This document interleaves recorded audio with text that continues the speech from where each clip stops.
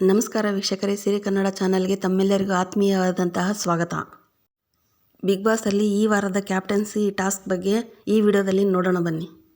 Captaincy ಟಾಸ್ಕಲ್ಲಿ ಈ ವಾರ ಜೋಡಿಯಾಗಿ ಆಡೋದಕ್ಕೆ ಬಿಗ್ ಬಾಸ್ ಟಾಸ್ಕ್ ಕೊಟ್ಟಿದ್ದಾರೆ. ಅಂದರೆ ಒಬ್ಬರು ಇನ್ನೊಬ್ರಿಗೋಸ್ಕರ ಟಾಸ್ಕ್ ಆಡಿ ಅವ್ರನ್ನ ಕ್ಯಾಪ್ಟನ್ಸಿಯಲ್ಲಿ ಗೆಲ್ಲಿಸಬೇಕು. ಅದೇ ಈ ವಾರದ ಟಾಸ್ಕ್ ಆಗಿರುತ್ತೆ.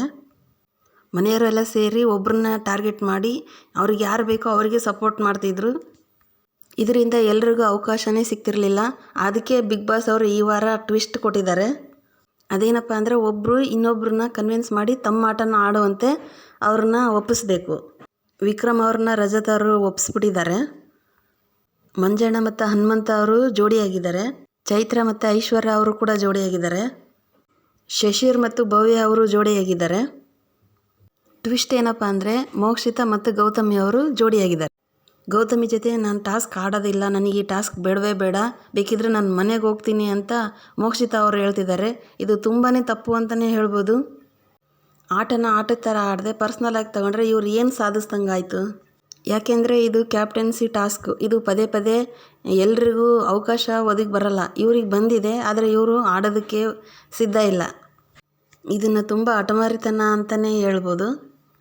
ಮೋಕ್ಷಿತಾ ಅವರಿಗೆ ಇನ್ನು ಮುಂದೆ ಯಾವುದೇ ಥರದ ಕ್ಯಾಪ್ಟನ್ಸಿ ಟಾಸ್ಕಲ್ಲಿ ಪಾಲ್ಗೊಳ್ಳುವಂತೆ ಇಲ್ಲ ಎಂದು ಬಿಗ್ ಬಾಸ್ ಅವರು ಪನಿಷ್ಮೆಂಟ್ ಕೊಟ್ಟಿದ್ದಾರೆ.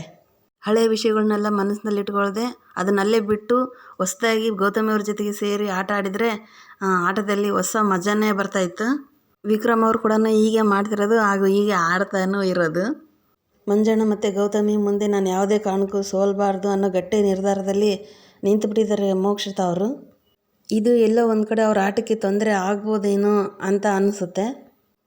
ಮೋಕ್ಷಿತಾ ಅವರು ಚೈತ್ರ ಅವ್ರ ಜೊತೆಗೆ ಸೇರಿದ್ದಾರೆ. ಚೈತ್ರ ಅವರು ಸಿಕ್ಕಾಪಟ್ಟೆ ಡೇಂಜರ್ ಅಂತಲೇ ಹೇಳ್ಬೋದು. ಯಾವಾಗ ಹೆಂಗೆ ಚೇಂಜ್ ಆಗ್ತಾರೆ ಅಂತ ಹೇಳೋಕ್ಕೆ ಆಗೋದಿಲ್ಲ. ಅದಕ್ಕೆ ಸಾಕ್ಷಿ ಶಶಿರ್ ಅವರು. ಮೊದಲೆಲ್ಲ ವಿಕ್ರಮ್ ಅವ್ರ ಜೊತೆಗೆ ಇದ್ಕೊಂಡು ವಿಕ್ರಮ್ ಅವ್ರಿಗೆ ಭಾರಿ ಟಕ್ಕರ್ ಕೊಡ್ತಾ ಇದ್ದಾರೆ ಚೈತ್ರ. ಆದರೆ ವಿಕ್ರಮ್ ಅವರು ತಾಳ್ಮೆಯಿಂದನೇ ಆಡ್ತಿದ್ದಾರೆ ಅಂತಲೇ ಹೇಳ್ಬೋದು. ಮೋಕ್ಷಿತಾ ಅವರು ನೇರವಾಗಿ ಗೌತಮಿ ಮತ್ತು ಮಂಜಣ್ಣ ಅವ್ರ ಜೊತೆಗೆ ಜಿದ್ದಿಗೆ ಬಿದ್ದುಬಿಟ್ಟಿದ್ದಾರೆ ಅಂತಲೇ ಹೇಳ್ಬೋದು.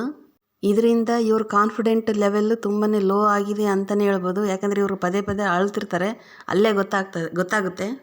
ಇದೆಲ್ಲದರಿಂದ ಹೊರಗಡೆ ಬಂದು ಮೋಕ್ಷಿತಾ ಅವರು ಚೆನ್ನಾಗಿ ಆಟ ಆಡಲಿ ಅಂತ ಹಾರೈಸೋಣ.